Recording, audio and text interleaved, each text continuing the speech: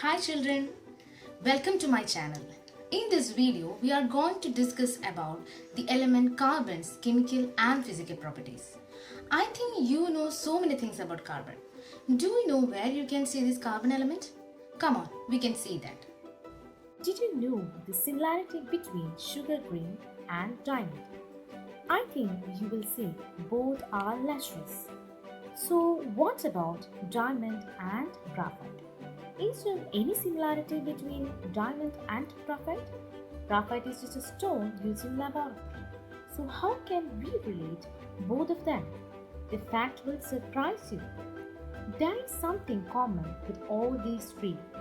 I refer the element that these three are made up of. They all refer to element carbon. Sugar cane, diamond, and graphite are made up of carbon.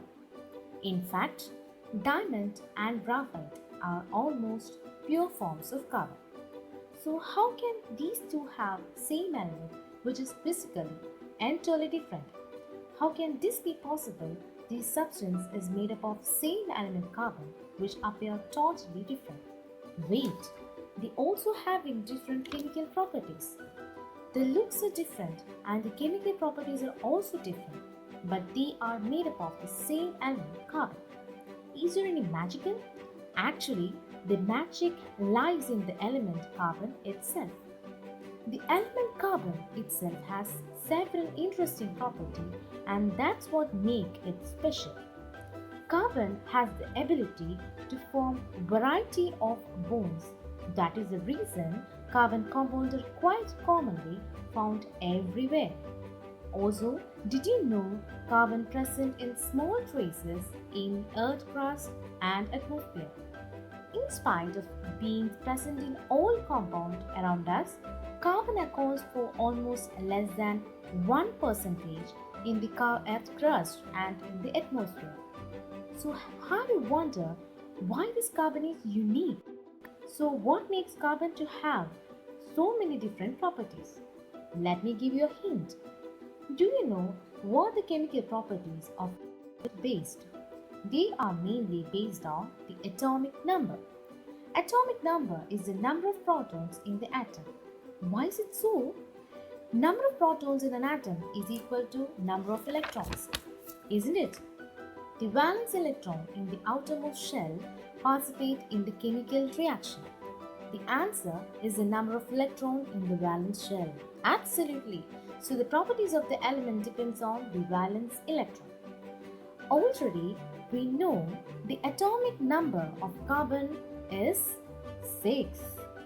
That means the electronic configuration of carbon is 2 and 4. Now look at the atomic structure of carbon atom. For attaining stability, there are two possibilities. Carbon can accept 4 electrons or donate 4 electrons. But the carbon chooses the way in which it can be stable by sharing of electrons. This gives the answer to many queries. So the fact of sharing electron to any other element is the reason for the capacity of carbon to make so many compounds. Till now, you got an idea about the properties of carbon. And also, I told you that the carbon makes the bonds through sharing of electrons. Do you know why? Can we check that also? Let's go. Let's find the reason why the carbon choose for sharing of electrons. Does the atom looks like seeing what like this? Yes, the electronic configuration of carbon is 2, 4. That means it can either donate or accept 4 electrons to achieve stable state. However, it is not easy as it seems. This is because donating 4 electrons will mean the atom only left with only 2 electrons. But the number of protons is still remain the same, right? That means the atom will gain positive charge and will still be unstable. Similarly, accepting 4 electrons will also lead to a situation where the carbon atom becomes negatively charged. Thus, both the situation leads to instability of the carbon atom. So, the option that the carbon adopts is the sharing of electrons. Sharing in carbon can take place up to 4 electrons. That means carbon can share all its valence electrons with any other atoms. We know that such sharing of electron leads to a special type of bond formation called covalent bond. So, to understand carbon chemistry, you need to understand covalent bond first. How can define covalent bond by the way? In simple words, the bond formed between atoms by the sharing of electrons. And next question pops up in our mind is how many electron needs to be shared to form a covalent bond? Is it one electron or a pair of electrons? Can you guess? Let me help you with the answer. When we say sharing, it means both the atoms need to contribute for bond formation, right? It indicates that each atom will give at least one electron from its valence shell. Does that tell us that a covalent bond will involve a minimum of one pair of electrons? Yes, a covalent bond needs at least two electrons or simply one pair of electrons. Such a type of covalent bond where one pair of electron is shared between the atom is called a single covalent bond. It denoted by drawing a single line between two atoms. A simple example that explains this type is the formation of chlorine molecule. How do you think this molecule is formed? We know that chlorine has 7 electrons in its outermost shell. That means only one electron is needed by it to complete the octet. Now here is another chlorine atom which you can have 7 electrons in its outermost shell. Both of them want 1 electron each, and that is why we find two chlorine atoms coming together and forming a bond by sharing one pair of electrons. If you look at this orbit individually, it has 8 electrons and this orbit too has also 8 electrons. Stability achieved for the chlorine molecule. This was the example for single covalent bond.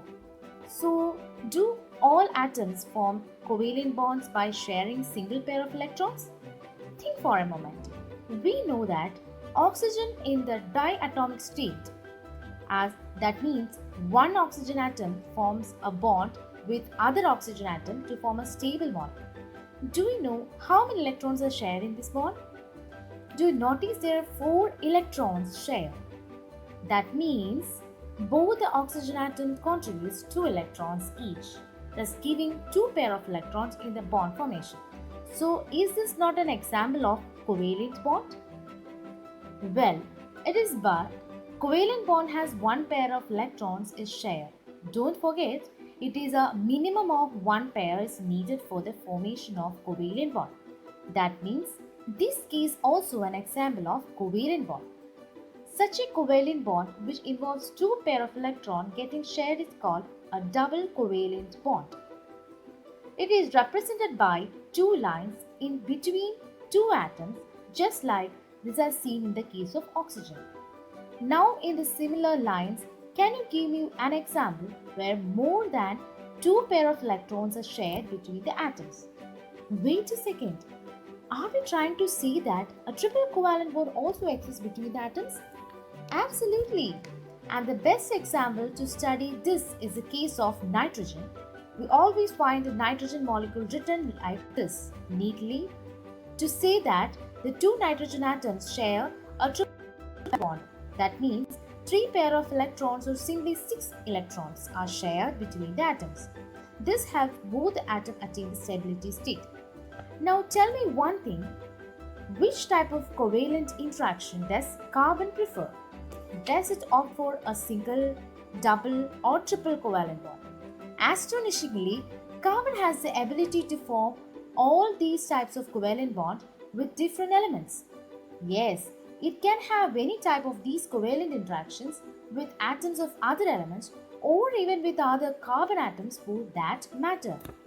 So in this video, we had discussed about the properties of carbon, the allotropes of carbon, how the carbon makes bonds, what are the different types of bonds made by carbon element, etc. etc. Thank you for watching this video. I think this video was useful for you. Thank you very much.